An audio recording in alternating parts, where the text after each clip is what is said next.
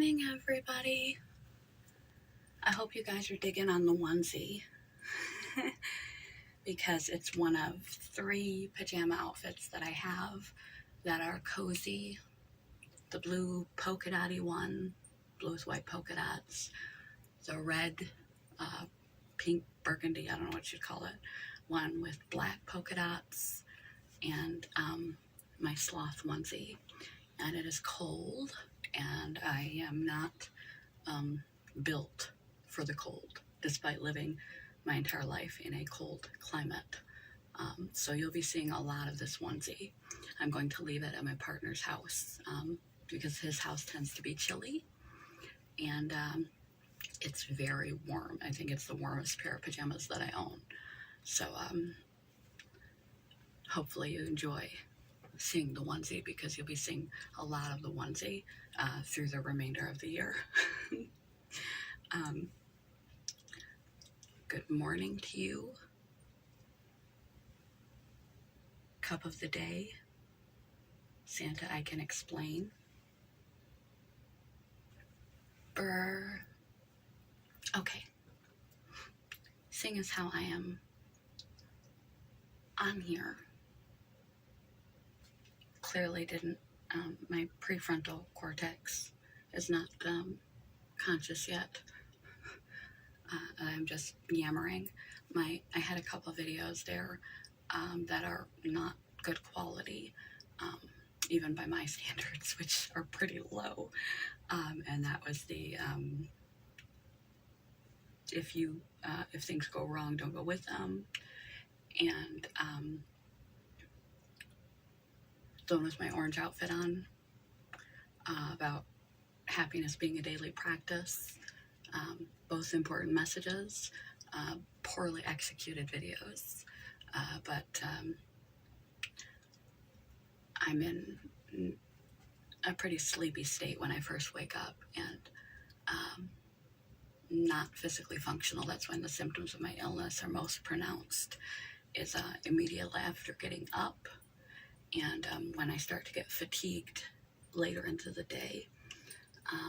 But it's also the only time I have to film, because when I am with my partner, because I get up ridiculous early, and I don't want to interfere with our personal time to make videos. So I do it while he is still in bed at night. And so I do it when I'm least functional,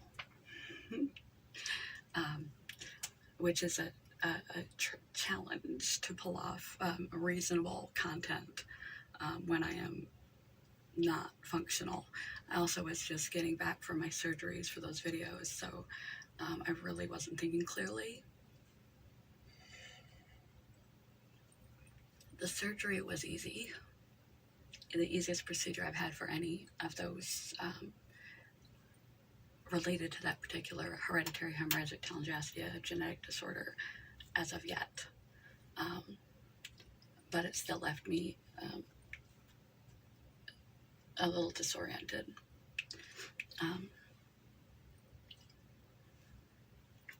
Have you ever noticed those days? Enough yammering, let's get to the point. One more sip of coffee.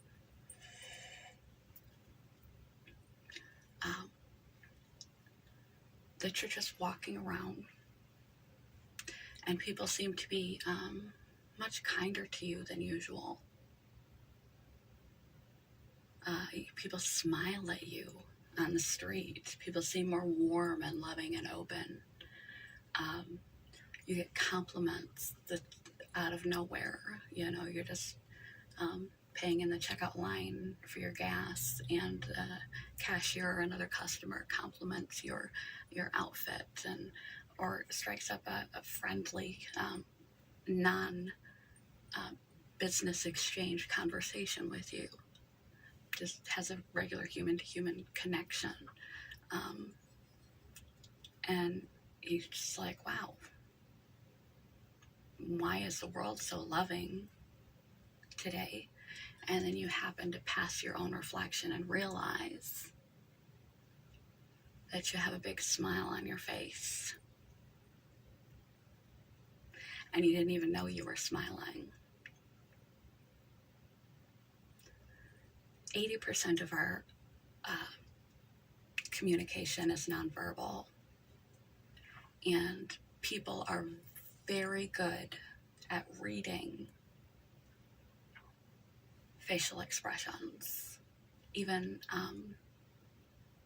micro expressions, which are like they happen in less than a second.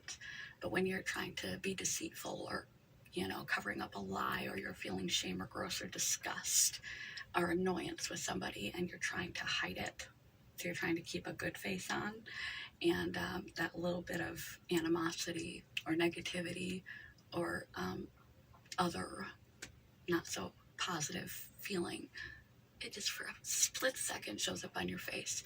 It is detectable, and you can actually train yourself into being more able to perceive micro expressions that people give.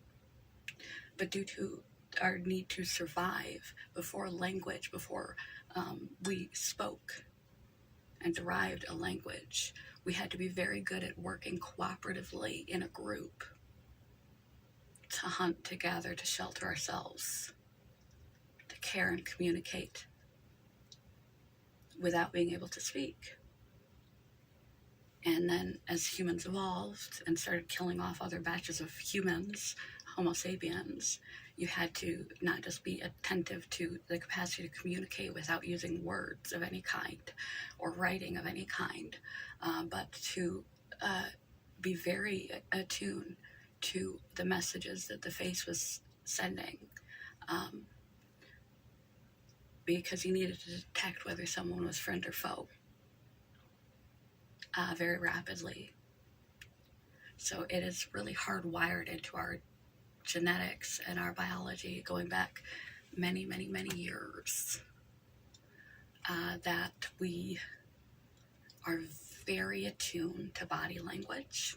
That's why 80% of communication is in the body language, not the verbiage, and why we're so good at detecting facial expressions. There are 6 major facial expressions and 6 major, hold another finger so I have 6 major emotions that are identified universally across cultures. And there's a plethora of others that are unique amongst cultures. Some cultures don't recognize certain emotions and expressions, and others do. But we universally can identify and key into a face. And when you're having that good day, where as soon as you walked out your front door, it just seemed like everyone was so much kinder, warmer than usual, so friendly, and just the world was a lovely place to be in because the people were so lovely. You didn't smile because of that. Your smile might have grown because of that, but they were acting that way because you were smiling. You came across as friendly, happy, and approachable because you had a smile on your face and you didn't even know it. I tend to have resting bitch face. All my life, people would ask me, from grade school on up, people would ask me if I was upset or angry or okay, and I was just neutral, or maybe even above neutral. And I just have this expression, the way that my eyes are and everything, it just makes me look deadpan, or I just look like I'm in a bad mood. Totally neutral expression. But people think, they read that We get vibes from people that come from all different manner of our biology, physiology, pheromones. We sense pheromones and things coming off of people. We sense a lot of things that are below our conscious perception, and you don't know why someone is striking you as off, but you know they are. And you know the person that walks into the room could be a waiting room at a doctor's office, a complete and total stranger, and the room just lights up, seems lighter around that individual. It's often in the way that they carry themselves. We can like sniff out kindness and happiness, and a lot of that has to do with our nonverbal communication. So if you're like me, and you tend to give off the unintended appearance of resting bitch face. My partner takes pictures. He loves taking pictures, and he'll go through the pictures later on, and he's like, God, you look so mad. You look like you're so irritated or mad at me. He said, I know, I remember. You were not. You were happy, but you just look so angry. I don't mean to, but it puts people on edge. You can practice your own facial expressions in the mirror to just see, and just neutral face, just look at yourself. We don't really look at ourselves. We look at parts of ourselves, like whatever part we're tending to or fixing or putting makeup on or shaving off. We see ourselves in like pointillism, but try to step it back a little bit and look at the human that is staring back at you in the mirror. And just explore your stance, your neutral face. What are you giving off? What vibe are you giving off just by being? And you can practice in the mirror, like a model planning for a photo shoot, and know where your body is, know where your hands are, know where your face goes, to get more familiar with the ability to cast a more positive facial expression. So you seem more warm and friendly and approachable. And that, coupled with your body language and an intention of how you like to show up in the world, I'll link to that video below, will help. The quote often attributed to Einstein, but arguably not his, was you have the most important question you'll ever ask yourself is if the universe is a terrible or wonderful place. And it's the truth, because perspective shift, I will link to that one below too. What you focus on amplifies. Reticular activating system in our brain seeks to prove us right. If we identify something as important, suddenly we see it everywhere. Get a new car, never noticed a brown Chevy before, brown Chevy truck, and then you see them everywhere because now your brain says that is important to me. If you focus on Mel Robbins talks about finding hearts. This is a way you can prove to yourself that what you focus on amplifies in your brain, and you'll find more and more and more of what you focus on that you never would have noticed before because you weren't looking for it, is finding hearts, where you consciously play a game with yourself to try to find every heart-shaped object that you can in a day. And after a while, you will start to automatically, your brain is like, okay, this is important for some reason. Don't know why, but it's important. Consciously start to see hearts all over the place without even trying. You just notice them everywhere. That's because what we focus on amplifies, because the reticular activating system in our brain is heightened to pay attention to things that we find important, and it likes to affirm itself correct. So it makes a prediction. It likes to confirm itself correct. And so when you focus on the positive things,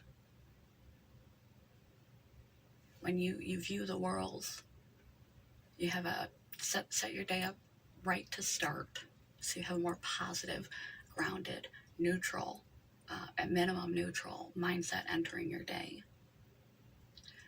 And when you walk out the door, reaffirm to yourself that the universe is a wonderful and welcoming place. Life is good. Things are working for me, not against me. Whatever affirmations or mantras or practices you do to make you open the door and see a Disney film rather than a horror show. And practice your facial expressions in the mirror so you really know what you are giving off. And you will notice, you can do this exercise, that what we give off, we get back in all sorts of things in life. I could have taken this video in a different direction, but I chose to make it more practical and applicable. Try smiling. And people can tell a fake, creepy smile from a real, legitimate smile, because, take my glasses off, a little blurry, I've been wearing those all morning. When we really smile, the corners of our eyes crinkle up. See that? That's a real smile. When we just smile, there's no little crow's feet that happen around your eyes. So you want to train yourself to legitimately smile. Have a happier, warmer, more welcoming body language and facial and neutral facial expression. And you can modify natural features like the corners of my eyes, especially as I'm aging, especially on this side, tend to drop down. Put makeup, shape your eyebrow up.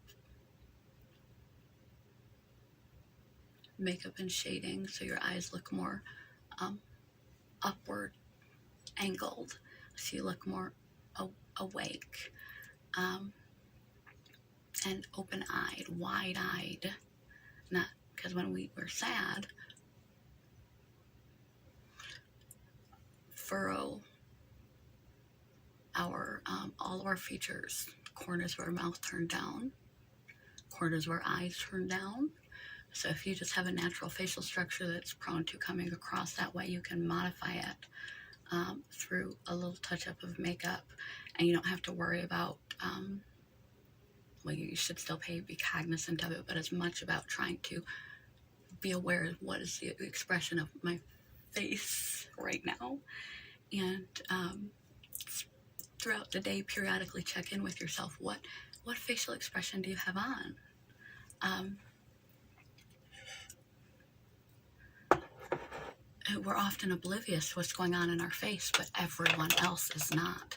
Above all things in body language, the thing they see the most, the thing they focus on the most, is reading our face. So you could be thinking some crazy thought about some unrelated whatever and just have this funk going on your face, and your facial expression just pushes people away. You seem like you're sad or upset or negative or down or angry or whatever, and they not approachable, and so they don't approach. They're trying to give you your space, or you're intimidating them, or you just don't seem like you're in the mood for conversation. And unfortunately for some of us like me, that's just your set expression. But like I said, practice in a mirror to try to lighten that up. You can accent with makeup to try and lighten, make the angles of your lips up, angles of your eyes up. Things go up when they're happy, and they're when we're happy, and they go down slightly when we're not. So if your features naturally do that, you can modify that with makeup and practice in a mirror. And go to a pencil between your and hold a pencil, and that forces your face into a smile position, which also has a body-mind feedback loop to your brain to make you feel more happy. If you do this every day for 15 minutes and force your body into a smile position, it's just like the power pose and the CEOs who put their hands behind their back and prop their feet up on their desk, that make you feel in authority and control. There are certain positions that we put our body into and our facial expressions into that feed back into our emotional brain, that we must be feeling a certain way because we're holding ourselves a certain way. So practicing smiling more often, which will come easier to you if you set your morning up right and set yourself to at least have a neutral attitude toward the world, so that you're not opening your door to a shit show. You're opening your door to a Disney film with butterflies and rainbows and sunshine and possibility, to the best of your ability. And that will make it easier, because it's hard to fake smile. But not everybody is akin up and in on the fact that a fake smile,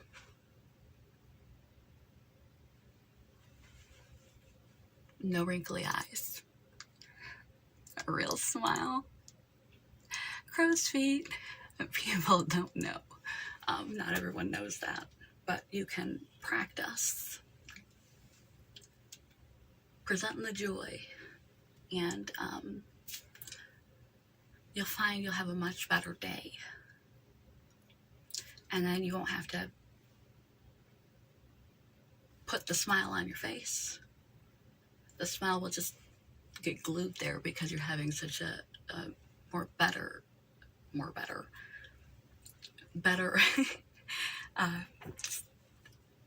interaction with life than you typically do. Quote of the day: smile, and the world smiles back. And its contrary, frown, and the world frowns back. As in most things in life, we get back exactly what we put out. We get back what we give. If you give off, even just non-verbally, you don't have to do or say or be anything else, but just happy. And it may feel funny at first, because you're going to have to contort your face in a way that you're not used to if you're in a negative, down, difficult, depressed place. If you are chronic melancholic like me, or if you just have a natural resting bitch face like me, that you're going to have to be self-aware. What is my face doing right now? What is my face? What's happening? You get lost in your own thoughts like we do, or lost in your endeavors, and you don't pay attention to what everyone is reading off of you. 80% body language, primarily off of your face. And so, literally, to have a better day, I want you to try an exercise for a week straight. Practice in the mirror, hold a pencil in your mouth, try to get down your neutral face to be less harsh, more like you love your life. You're warm, open, and accepting, and approachable, and happy. And then walk around and smile as often as you can remember. Oh yeah, I'm not smiling, not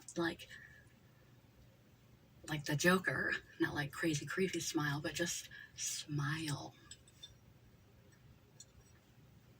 Smile as you walk through your life, and like searching for hearts. Notice how the world treats you differently More people smile back at you. More people pay you compliments. More people greet you warmly. More people want to interact with you. And you have a better day, consequently, from just simply being mindful of the messages you're sending through your facial expression. Frown, and the world frowns back at you. So if you want to uplift your day and set it into a more positive trajectory, do a little work to examine your face, to learn about your face, to learn what messages and signals your face is sending to the world, and try to tweak and get in the habit of smiling, literally smiling. Not creepy smiles, just as close to natural, happy, legitimate smiles as you can. For a week straight, I want you to do this. Set yourself up so you're in a mood where you're going to be able to do it instead of grinning your fucking teeth and because you're in a bad mood and you're trying to smile and you're just, yeah, then you just look weird. Where you can legitimately just smile more often and go through your day for a whole week and see the different tenor of the day that you have, simply on the fact that you entered the world, whatever your week consists of, with positive, open, available, warm, and happy on your face, the message of approachability, and you will be approached. So rather than taking this in a different direction about kindness and things, I decided to make it an applicable exercise for a week straight. Smile. And the world smiles back. Literally. It's kind of magic. Anytime I've had those days that were just kind of magic, everyone around me was so lovely, and it was just kind of magic. It's always been when I've been smiling and I didn't know I was. And by the end of those kind of days, I didn't have to try to smile. It was glued on my face because I had had such a pleasant day. So practice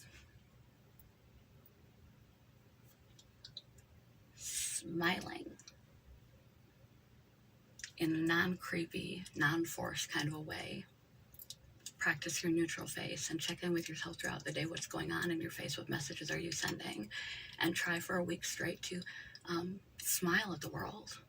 Greet the world as if it is a wonderful and accepting place, not a threatening and dangerous place. Give off the right message to others and see how the world interacts with you differently. Hopefully you try this. It really does make a big difference. Smile at the world and the world smiles back, and the better mood you're in, the more good things you see, because then you get focused on the positive, and after a while it becomes more innate in you to be positive. This has a chain reaction. It's a long video. I'm going to stop now. Do one more sip here. Get dry mouth.